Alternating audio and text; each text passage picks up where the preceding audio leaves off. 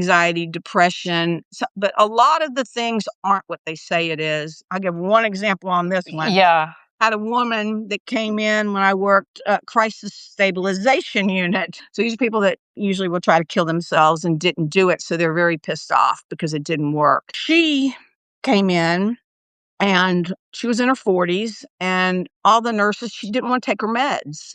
And they will hold you down and give you a shot.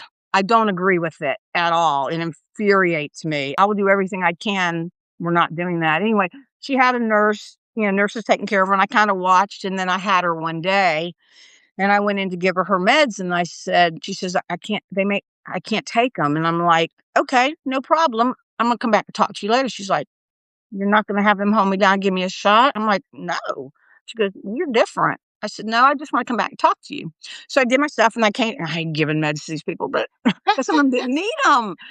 And believe me, I had plenty of arguments with plenty of doctors. Yeah, yes. So I go back in the room. You're not supposed to shut the door. I shut the door. And I sat on the bed next to her, and I said, tell me what's going on. And she married young, like 17, had children young.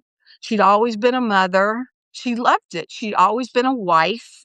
And it could be the opposite way. It could be a male. Right, yeah. So, she had empty nest syndrome. Well, her husband left her for another woman, much younger, blah, blah, blah. So her identity, she didn't know who she was. So they put her on antidepressants and anti-anxiety, and it made her feel worse.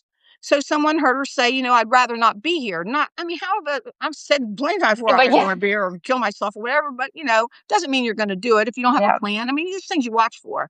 So I spoke with her, and I said, I'm not giving you your meds. I'm going to go talk to the doctor. And she said, you are? And I said, yeah, you just hold on, because they made her worse. Yeah.